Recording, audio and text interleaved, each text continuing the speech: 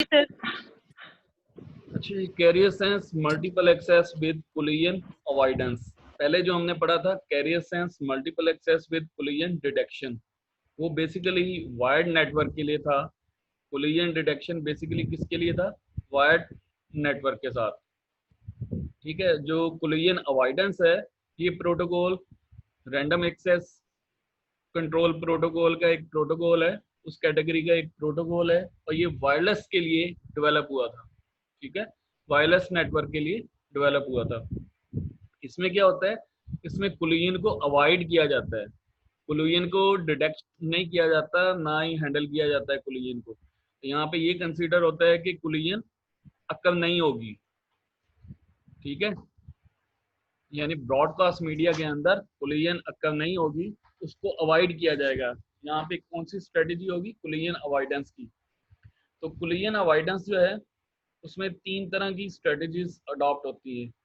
एक है इंटरफ्रेम स्पेस, दूसरी कंटेंशन विंडो, और तीसरा है एक्नॉलेजमेंट। ठीक है, इसके साथ साथ 2 टर्मिनोलॉजी और हैं जिसको हम कहते हैं आरटीएस और सीटीएस। आरटीएस का मतलब होता है रिक्वेस्ट टू सेंड, और सीटीएस का मतलब होता है क्लियर टू सेंड। फ्रेम्स के हवाले से जब डाटा सेंड होना है तो सेंडिंग से पहले आरटीएस का पैकेट सेंड किया जाता है, रिक्वेस्ट सेंड की जाती है, क्या अब मुझे इजाज़त है कि मैं डाटा सेंड कर दूं। और जो रिसीवर होता है जब आरटीएस को देखता है तो रिसीवर उसके रिस्पॉन्स में सिग्नल सेंड करता है, फ्रेम सेंड करता है, जिसको हम कहते हैं क्लियर टू सेंड। हाँ जी, आप आपके लिए रास्ता क्लियर है, आप सिग्नल सेंड कर सकते हैं, डाटा सेंड कर सकते हैं। ठीक है, तो यहाँ पे आपके पास 3 किस्म की स्ट्रेटेजीज, इंटरफ्रेम स्पेस, कंटेंशन विंडो और एक्नॉलेजमेंट। इंटरफ्रेम स्पेस क्या है? बेसिकली ये वो टाइम है जिसमें सेंडर मीडिया को या कैरियर को सेंस करने के बाद देखता है कि आइडल है, लेकिन ये फौरी तौर पर मीडिया के ऊपर फौरी तौर पर डाटा ट्रांसमिट नहीं करता, कुछ देर के लिए वेट करता है। चैनल फ्री है, मीडिया फ्री है, कैरियर फ्री है, लेकिन फिर भी वो वेट करेगा, सेंडर वेट करेगा कुछ देर के लिए, फिर डाटा सेंड करेगा। उसको हम कहते हैं इंटरफ्रेम स्पेस। उस टाइम इंटरवल को कहते हैं इंटरफ्रेम स्पेस, यानी कितनी देर के लिए उसने वेट करना है आइडल होने के बाद। फिर कंटेंशन विंडो का कंसेप्ट है। कंटेंशन विंडो क्या है? बेसिकली इसमें टाइम स्लॉट होते हैं जिसके भी आप पर वेट करना पड़ता है सेंडर को। ठीक है, टाइम स्लॉट होती है।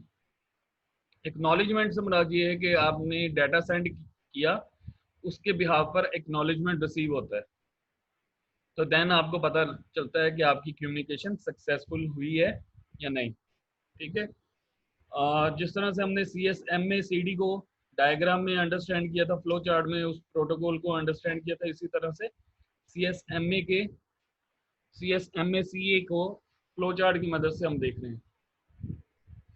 एक स्टेशन जिसके पास एक फ्रेम है जो कि सेंड उसने करना है, सबसे पहले अटेम्प्ट वो जीरो को पिक करेगा, मींस के जीरो अटेम्प्ट है, फर्स्ट अटेम्प्ट है, के को इनिशियलाइज किया जीरो से। सबसे पहले क्या करेगा? कैरियर को सेंस करेगा।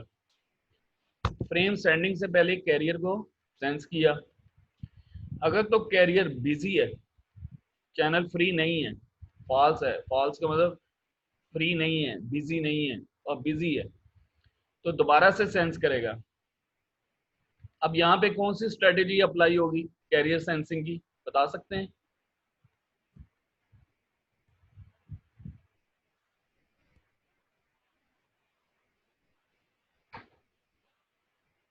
लास्ट लेक्चर में भी मैंने यही क्वेश्चन किया आज था। हाँ, अली अवैस बोले। सर हाँ, दूसरी होगी।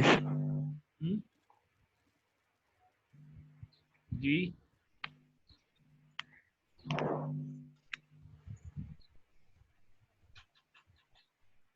कैरियर सेंसिंग के लिए कौन कौन सी स्ट्रेटेजी है? सर 3 थी। हाँ अरशद, 3 सर मेथड थे। हाँ वो सर कौन कौन से 3 मेथड? मेथड। सर 3 स्ट्रेटजीज हैं उसके लिए। हाँ जी, one persistent, T persistent, non persistent, ठीक है। उनमें जी से सर। एक को अडॉप्ट करके कैरियर सेंस होता है, और कैरियर अगर फ्री होता है तो फिर क्या करना है, उसने सेंडर ने वेट करना है कुछ टाइम के लिए, उसको कहते हैं इंटर फ्रेम स्पेस। वेट करना है इंटर फ्रेम स्पेस, ठीक है। इंटर फ्रेम स्पेस वेट करने के बाद फिर टाइम स्लॉट का एक वेट करना है। ये वेट बार बार वेट क्यों करवाया जा रहा है, ताकि इस दौरान कोई और डिवाइस अगर चैनल को सेंस करता है कि वो बिजी है या आइडल है, अगर आइडल है तो वो अगर अपनी ट्रांसमिशन स्टार्ट करता है तो ये उसके लिए वेट होता है कि मीनवाइल चैनल बिजी तो नहीं हो गया। तो यहाँ पे रैंडम नंबर एक जनरेट किया जाता है, वही रैंडम नंबर जो हम पहले जनरेट करते हैं आर, और उसकी रेंज कहाँ से होती है, 0 से लेकर 2k-1, यानी वो आर स्लॉट जो भी उसका रैंडम नंबर होगा उस स्लॉट को वो वेट करेगा उतने टाइम के लिए, फिर क्या करेगा, रिक्वेस्ट सेंड करेगा, जिसको हम कहते हैं RTS, request to send. Sending के लिए रिक्वेस्ट करेगा कौन, सेंडर, और एक टाइमर सेट करेगा। क्या मुझे क्लियर टू सेंड रिसीव होता है कि नहीं टाइमर सेट करने के बाद, यानी फिर टाइमर सेट किया जाता है कि क्लियर टू सेंड का सिग्नल मिलता है कि नहीं। अगर तो क्लियर टू सेंड का सिग्नल मिलता है, ट्रू है, तो फिर एक और कुछ देर के लिए जो आपका आईएफएस था, यानी ये वाला, उससे और भी उसी तरह से एक और टाइम उसने वेट करना है, फिर कहीं जाके उसने फ्रेम को सेंड करना है, ट्रांसमिशन परफॉर्म करनी है। फिर ट्रांसमिशन परफॉर्म करने के बाद उसने फिर टाइमर सेट करना है। इस टाइमर सेट करने से क्या मुराद है, एक्नॉलेजमेंट रिसीव करने के लिए। क्या एक्नॉलेजमेंट रिसीव होता है, ठीक है। अगर एक्नॉलेजमेंट रिसीव हो जाता है, ट्रू है, तो कम्युनिकेशन सक्सेसफुल हो गई। अगर एक्नॉलेजमेंट नहीं आता, फॉल्स होता, तो एक और अटेम्प्ट परफॉर्म होती है। और इसके बरक्स अगर यहाँ पे आप देखें आपके पास CTS, clear to send, frame receive नहीं होता इन टाइम, फॉल्स होता है, तो फिर दोबारा से अटेम्प्ट परफॉर्म होगी, यानी एक्नॉलेजमेंट ना आए या सीटीएस ना आए, इन दोनों पैकेट के बिहाफ पर इसने दोबारा से अटेम्प्ट करनी है। के में 1 का इंक्रीमेंट होगा, क्लियर। जब के में 1 का इंक्रीमेंट होगा तो यहाँ पे के का थ्रेशोल्ड चेक किया जा रहा है, क्या वो अपनी लिमिट से कम है। लिमिट उसकी कितनी थी, 15 15 से कम है। अगर तो 15 से कम है तो बैकअप टाइम उसने वेट करना है, और बैकअप टाइम वेट करने के बाद दोबारा से उसने कैरियर को सेंस करना है, और फिर ये प्रोसेस चलता रहेगा, इसी तरह से फ्रेम रीसेंड होता रहेगा, ठीक है।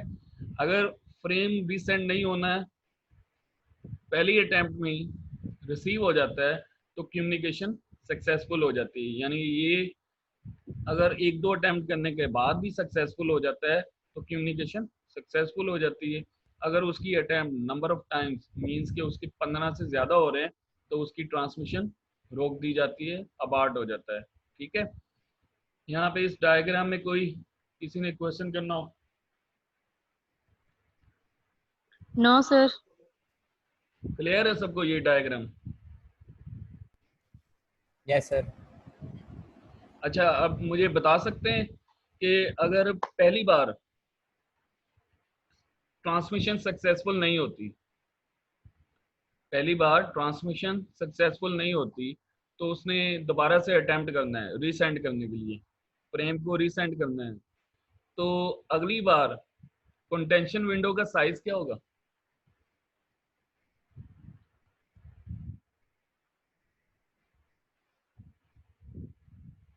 मोशी। 1 0 ही रहेगा। नहीं, हमने पहले लिखा था 0 से लेकर 1 होगा, 1 होगा 2 की पावर के 1 हो के 2 हो जाएगी, -1 होगा तो 1 आ जाएगा। ये देखिए ना, 0 से लेकर 2k-1 है। अगर यहाँ पे फर्स्ट टाइम है तो फर्स्ट टाइम तो कंटेंशन विंडो अगर 0 है, के 0 है, तो ये 1 -1 0, तो उसको वेट नहीं करना पड़ रहा है, फर्स्ट टाइम तो वेट नहीं करना पड़ रहा है ना। ऐसे ही है भाई, 0 से लेकर 0 तक यस सर, कोई वेट नहीं करना पड़ा ना। यस अगली सर। बार यस जब सर। ये k इज इक्वल टू 1 होगा तो 2 तो में से 2 रेस्ट पावर -1 k होगा। -1, तो 2 - 1 1, 1 0 1 से बचा। 1 के दरमियान में रैंडम नंबर बहुत स्मॉलर टाइम होगा, ठीक है। Yes sir. अगली बार 2 रेस्ट पावर 2 2 -1 4 -1 -1 3। यानी 0 से 3 3 आ के गया। दरमियान। Clear yes sir. Yes sir. सबको? तो इस तरह से इसका टाइम जो है हर इंक्रीमेंट पे k के इंक्रीमेंट में डबल होता जाएगा, ठीक है।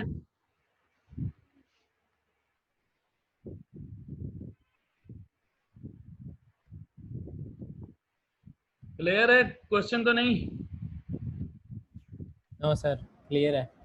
अच्छा, यहाँ पे इंटरफ्रेम स्पेस की हमने बात की थी, यानी ये वो टाइम है जिस टाइम के लिए सेंडर ने कैरियर आइडल होने पर वेट किया, यानी कैरियर आइडल हो गया है फिर भी उसने वेट किया, उसको हम कहते हैं इंटरफ्रेम स्पेस। उसको हम क्या कहते हैं? इंटरफ्रेम स्पेस, ठीक है। कंटेंशन विंडो की बात मैंने कर दी, ये वो टाइम स्लॉट है, यानी टाइम स्लॉट इसके बन जाते हैं, ठीक है। और इसमें क्या होता है जी कि स्टेशन जो है सेंस करता है, यानी स्टेशन जो है उसको सेंस करता है हर अपनी टाइम स्लॉट के बाद। क्लियर? कि उसने कितनी देर मजीद वेट करना है और उसकी स्लॉट होगी। नेक्स्ट हमारे पास यहाँ पे देखें कंटेंशन विंडो की डायग्राम है।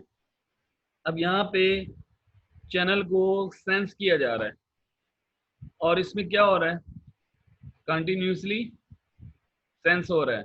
ये कौन सी स्ट्रेटेजी होगी, कौन बताएगा? फर्स्ट ही होगी सर, 1 परसिस्टेंट। वन परसिस्टेंट, जिसमें मैंने कहा था कीप ऑन सेंसिंग।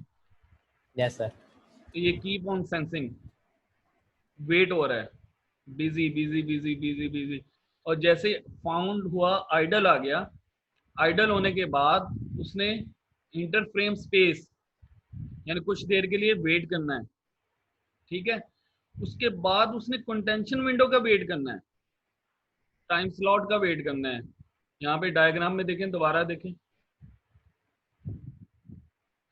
सबसे पहले चैनल को सेंस किया, फ्री नहीं है तो दोबारा सेंस करेगा, फ्री नहीं है दोबारा सेंस करेगा, जैसे ही फ्री हुआ तो वेट करेगा इंटरफ्रेम स्पेस, उसके बाद अगेन वेट करना है, रैंडम नंबर का टाइम स्लॉट होगा और इस रेंज में होगा, इसका वेट करना है, ठीक है। यानी उस डायग्राम में यस सर। देखें ये दो दो दो तीन ब्लॉक यहाँ पे शो हुए हैं। तो कंटेंशन विंडो के बाद उसके पास सेंडिंग के लिए ऑप्शन अवेलेबल है। अब सेंडिंग फौरी नहीं करेगा, फिर क्या करेगा? रिक्वेस्ट टू सेंड भेजेगा, मैसेज पैकेट सेंड करेगा, रिक्वेस्ट टू सेंड, यानी आप वो सेंडर से इजाजत लेगा। एक्नॉलेजमेंट क्या है कि एक्नॉलेजमेंट आपको बताता है कि पैकेट रिसीव हो गया है, ठीक है। अगर एक्नॉलेजमेंट नहीं आया री अटेम्प्ट होगी, अगर क्लियर टू सेंड नहीं आया तो री अटेम्प्ट होगी, ठीक है। डायग्राम देख लें, दोबारा देख लें। क्लियर टू सेंड रिसीव नहीं हुआ तो री अटेम्प्ट, एक्नॉलेजमेंट रिसीव नहीं हुआ तो री अटेम्प्ट, ठीक है। अच्छा जी, नेक्स्ट जो है, अब जो सिंपल सी बात है कि यहाँ पे एक और डायग्राम है जिसमें एक सोर्स है ए, डेस्टिनेशन है बी, और इसके अलावा अदर स्टेशन है सी और डी, ठीक है। सेंडर यहाँ सोर्स ए यहाँ पे सेंस करता है कि कैरियर फ्री है, आइडल है, तो किस चीज का वेट करेगा? डिफ्स। डिफ्स क्या है? DCF IFS, distributed coordination function, interframe space. ये बेसिकली वायरलेस के लिए यूज होता है डाटा लिंक लेयर पर। वायरलेस का जो डाटा लिंक लेयर है उस पर जो टेक्नोलॉजी टेक्निक यूज होती है उसको हम बोलते हैं DCF, distributed coordination function, IFS, interframe space. ये उस टेक्निक को जिसमें CSMA CA यानी कोलिजन अवॉइडेंस के लिए टेक्निक है एक फिजिकल डाटा लिंक लेयर पर, उसके बिहाफ पर इंटरफ्रेम स्पेस, उसका जो भी फ्रेम का साइज होगा उस साइज के मुताबिक उसने वेट करना है। वेट करने के बाद एक पैकेट सेंड करेगा, किस चीज का? Request to send. Request to send जब रिसीव होता है डेस्टिनेशन को, तो डेस्टिनेशन कुछ देर के लिए वेट करता है, और वो कुछ देर क्या होती है? इंटरफ्रेम स्पेस का भी स्मॉलर टाइम होता है, उसको हम कहते हैं शॉर्ट इंटरफ्रेम स्पेस, इसको बोलते हैं शॉर्ट इंटरफ्रेम स्पेस। उसके बाद ये क्लियर टू सेंड का मैसेज सेंड करेगा, और जब सोर्स जो है उसका ए इसको रिसीव करेगा, अगेन सिर्फ को वेट करेगा, शॉर्ट इंटरफ्रेम टाइम को वेट करेगा, उसके बाद डाटा की सेंडिंग होगी। डाटा की सेंडिंग जब हो जाती है, डाटा रिसीव हो जाता है, तो अगेन सिर्फ टाइम वेट, फिर एक्नॉलेजमेंट सेंड किया जाता है। ठीक है, इस तरह से आपके पास ट्रांसमिशन अकर होती है। अब यहाँ पे एक लफ्ज लिखा हुआ है NAV, देखा है आपने? Yes sir. ये क्या है? पता नहीं। पता नहीं। इसको कहते हैं नेटवर्क एलोकेशन वेक्टर। इसको क्या कहते हैं? Network allocation allocation vector. अच्छा, जो जब सिंपल सी मैं बात बताता हूँ आपको, जब सेंडर जो है RTS का पैकेट सेंड करता है, तो क्योंकि शेयर्ड मीडिया है, जब शेयर्ड मीडिया है तो वो पैकेट कहाँ जाएगा? ब्रॉडकास्ट होगा, यानी ये सबके पास। सबके पास जाना है, RTS सबके पास जाना है, ऐसे ही ना? Yes sir. RTS के अंदर एक इंफॉर्मेशन होती है कि इस सेंडर ने मीडिया को कितनी देर के लिए यूज करना है। RTS के अंदर एक इंफॉर्मेशन ये भी होती है कि इस चैनल ने, इस सेंडर ने चैनल को कितनी देर के लिए यूज करना है, ऑक्यूपाई करना है। ठीक है, समझ आ रही है? Yes sir. यानी चैनल ने कितनी देर के लिए यूज होना है, उसकी इंफॉर्मेशन किसमें है? RTS में।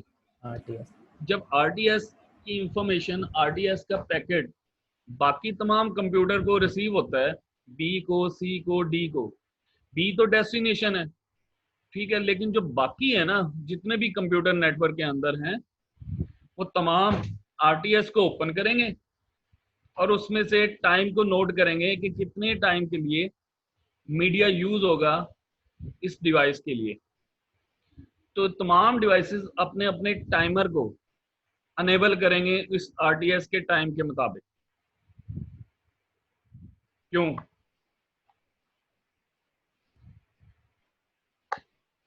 हमने क्योंकि उस टाइम वो सोर्स ए बिजी होगा ना, तो उन्हें पता चल जाएगा कि इतने टाइम ये बिजी है, उसमें बाद में फ्री हो जाएगा।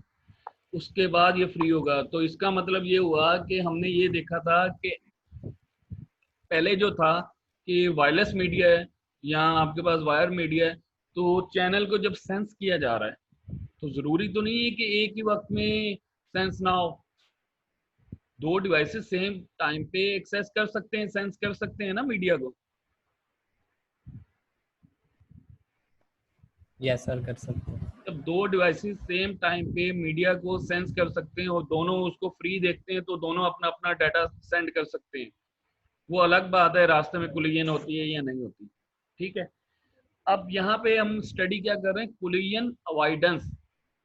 कोलिजन को अवॉइड करना है, कोलिजन से बचना है, कोलिजन अक्कर नहीं होने देनी। तो वो अक्कर कैसे नहीं होने देनी? तमाम कंप्यूटर को जब आरटीएस का पैकेट मिलेगा तो आरटीएस के अंदर इंफॉर्मेशन है कि जो जिस डिवाइस ने आरटीएस का पैकेट सेंड किया है तो वो ये बताना चाह रहा है कि मैंने इस मीडिया को कितनी देर के लिए यूज करना है। तो वो जब हर कंप्यूटर यानी सी और डी अगर इसको रिसीव करेगा तो सी अपने पास एक टाइमर सेट करेगा जो आरटीएस का होगा। आरटीएस के अंदर जो टाइम होगा उसको वो सेट करेगा अपने एनएवी के पास, यानी एक वेरिएबल होगा जो एनएवी कहलाएगा सी के पास, और इसी तरह एनएवी होगा डी के पास। उसके अंदर वो टाइम होगा, वो टाइमर होगा जो आरटीएस में इंफॉर्मेशन आई थी। अब सेंसिंग जो करनी है ना, सी ने अगर डाटा सेंड करना है या डी ने डाटा सेंड करना है तो ये कैरियर को सेंस नहीं करेगा। सबसे पहले किसको देखेगा? एनएवी को। एनएवी को देखेगा कि एनएवी एक्सपायर तो नहीं हो गया। अगर तो उसका टाइम लिमिट अभी है, नॉन जीरो है, जीरो से ग्रेटर है, तो वो वेट करेगा, कैरियर सेंस नहीं करेगा। जब कैरियर सेंस नहीं करेगा तो इसका मतलब कोलिजन से अवॉइड कर रहे हैं आप कि दूसरे कंप्यूटर कैरियर को सेंस नहीं करेंगे, वो अपने एनएवी को वेट करेंगे, एनएवी के खत्म होने का वेट करेंगे। जैसे ही एनएवी खत्म होता है और उनके पास अगर सेंडिंग के लिए पैकेट भी है, फ्रेम भी है, देन वो सेंस करेंगे। अदरवाइज एनएवी में डिक्रीमेंट होता रहेगा। कब तक? जब तक वो टाइमर खत्म नहीं हो जाता। क्लियर? तो इस तरह से कोलिजन को अवॉइड किया जा रहा है, इस तरह से कोलिजन को अवॉइड किया जा रहा है। हाँ जी, है किसी का क्वेश्चन? No sir. किसी का कोई क्वेश्चन नहीं? एनएवी की समझ आ गई है? यहाँ पे देखिए, ये आ भी गया है नेटवर्क एलोकेशन वेक्टर। एनएवी तमाम डिवाइसेस अपना सेट करेंगे आरटीएस के मुताबिक, और उस वक्त सेंस करेंगे कैरियर को जब एनएवी उनका जीरो हो जाएगा, एक्सपायर हो जाएगा। ठीक है? जैसे ही एक्सपायर होगा तो देन सेंस करेंगे। उससे पहले क्लियर टू सेंड अगर हो जाता है, किसी को सेंडर को क्लियर टू सेंड मिल जाता है तो कम्युनिकेशन स्टार्ट हो जाएगी, और उतने टाइम के लिए कम्युनिकेशन होती रहेगी जितने टाइम के लिए एनएवी सेट है। समझ आ रही है?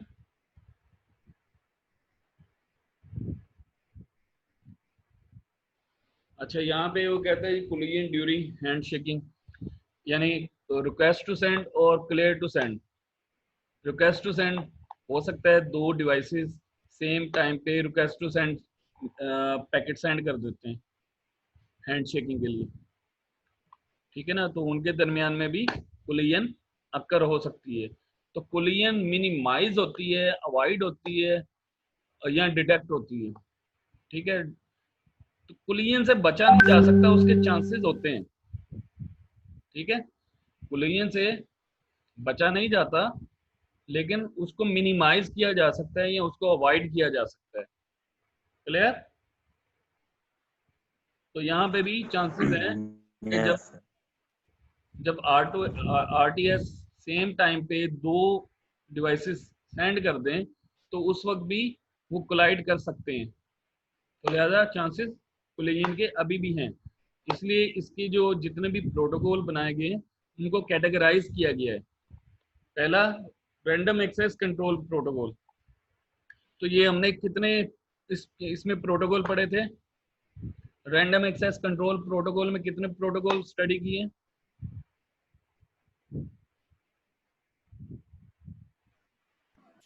तीन सर। दोबारा सोचो नुमान। एक हमने पढ़ा था अलोहा, जिसको एमए बोलते हैं। एक सीएम, चार हो गए सर। दूसरा हमने कैरियर सेंस मल्टीपल एक्सेस। तीसरा हमने पढ़ा है carrier sense multiple access with collision detection. Collision, yes sir. और चौथा हमने अभी पढ़ा है carrier sense multiple access with collision avoidance. ठीक है, तो कोलिजन अवॉइडेंस कैसे हो रही है अब्दुल कदूस?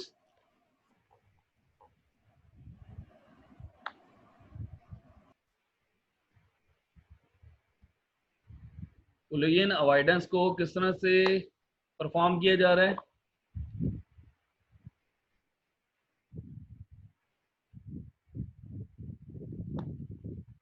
अब्दुल कदूस,